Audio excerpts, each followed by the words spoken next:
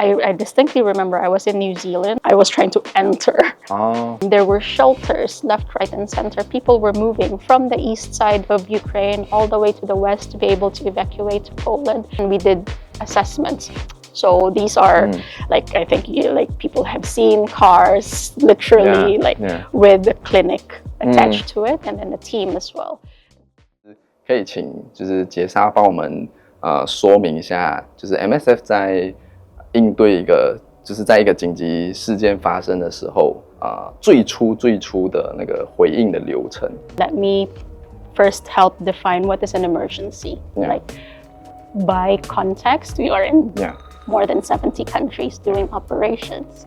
So these cases, we have what we call chronic emergencies, wherein if we stop as MSF doing what we do in these countries, then the capacity disappears, and so it increases, right? And then there's what we call as acute emergency as well.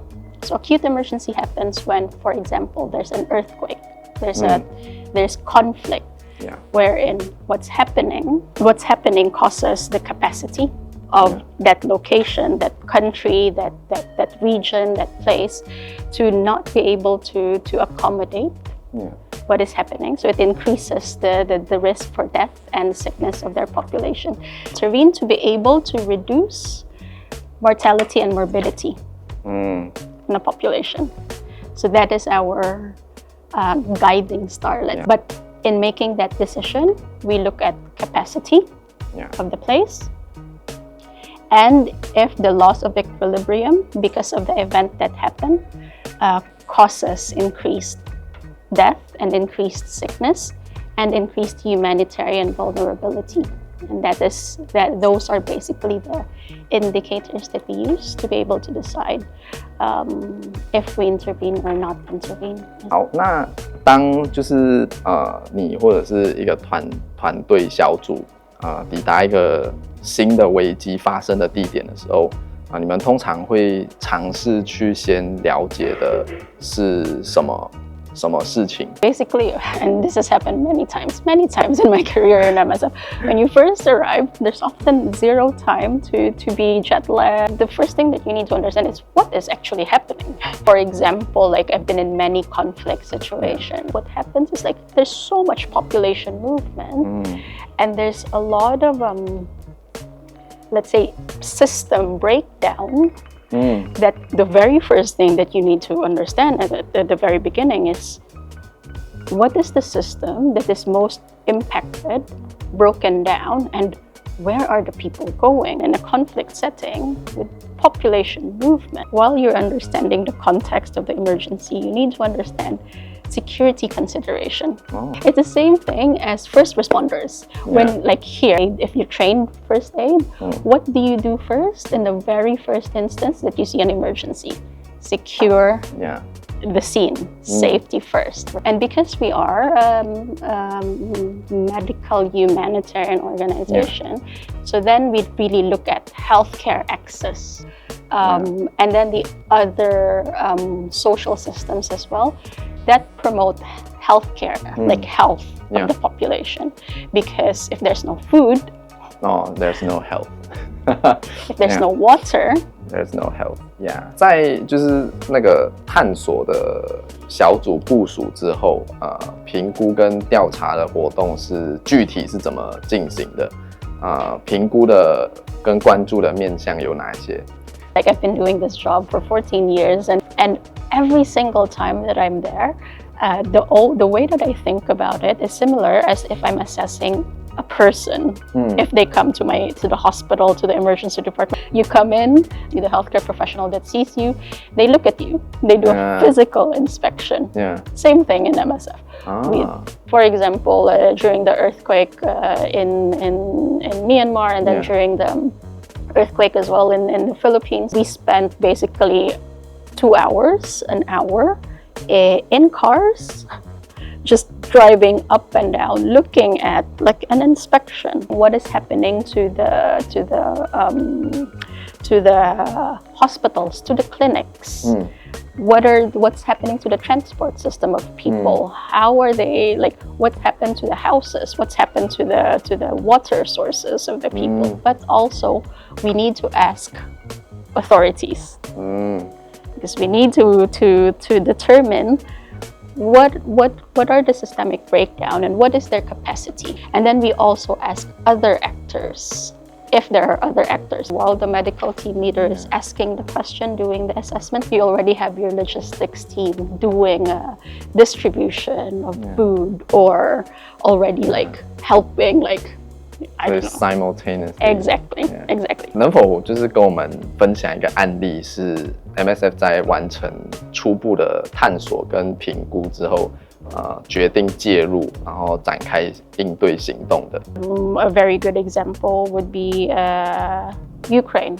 During the outbreak of war in Ukraine in 2022, we have been there for a long time, right? Since 2015, for example. And then during the start of war in 2022, all of these programming stopped it and all of the people were moving and emergency teams were sent in. I distinctly remember I was in New Zealand. I was trying to enter.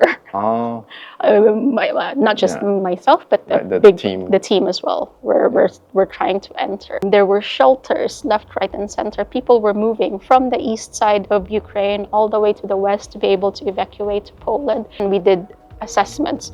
So these are like, I think like people have seen cars literally with the clinic attached to it, and then a team as well. And so we kept moving and looking at the shelters, the different shelters where are people moving. And then there was the train as well. The train, because it's mobile, but we retrofitted it so that then it can accommodate patients as well. So very quickly we decided, right, capacity low, risk for increased morbidity and mortality high. We respond. The gaps there. It was very obvious. As soon as you arrive in Ukraine, like it's not even, you don't even like need to write anything. You call. It's because we have to make a call to our headquarters, right? We call them, we tell them what we see very objectively.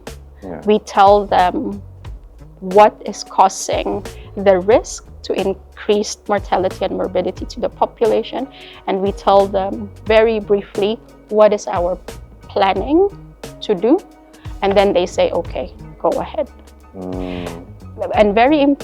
And more important, this I always say, be open to close. So the decision to start intervention, to intervene in an emergency, we never open just to open. It's always needs-based, and it's always time-bound. So we always open to close. Same way as in an emergency room. 再跟我们分享一个案例是MSF 在完成探索跟评估之后决定不介入的情况。For example, during the conflict that I mentioned earlier between Thailand and Cambodia, in the Cambodian border, we did an explo action there, and we saw that, you know, the capacity of the organizations that were already there, the Ministry of Health, the different national authorities, they were able to respond. From I was in the Cambodia side, like on the Cambodian border. We decided there's no need for MSF because the capacity of local actors were there. The only thing we did was we donated test kits for dengue. That was it. We chose not to intervene. 那MSF 在紧急情况中决定介入的标准是什么？那换句话说，就是我们常听到缺口，那如何界定这个缺口包含在不管是需求程度啦、当地的能量、量能人力或者是资金各种方面。It is true, we always hear that MSF, we are a needs-based organization. I come back to that and saying that we're actually not a needs-based organization, we're a gaps-based organization. Because there's always needs everywhere. What creates the gap is the capacity, the local capacity. Let's take, for example,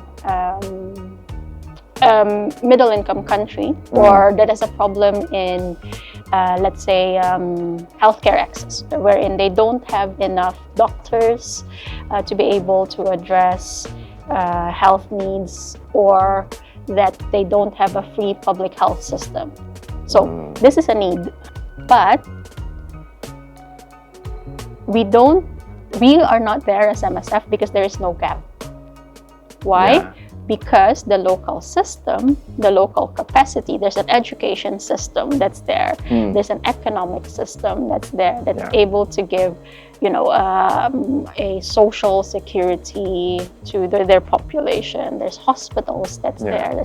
So we are not there as MSF to provide healthcare because there's a need. No, we're there if there's a gap. So what is a gap? It means there's the healthcare need and there's no capacity to address these needs from local actors or local authorities.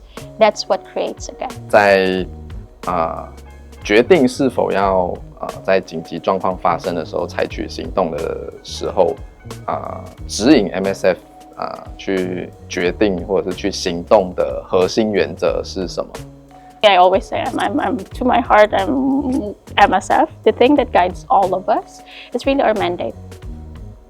This is our essence. This is what we are here for, right? To be able to provide access to healthcare to the most vulnerable of population, adhering to our principles of neutrality, independence, impartiality, medical ethics, humanitarian action. Very simply, this is always, in everything that we do, this is our North Star, our mandate.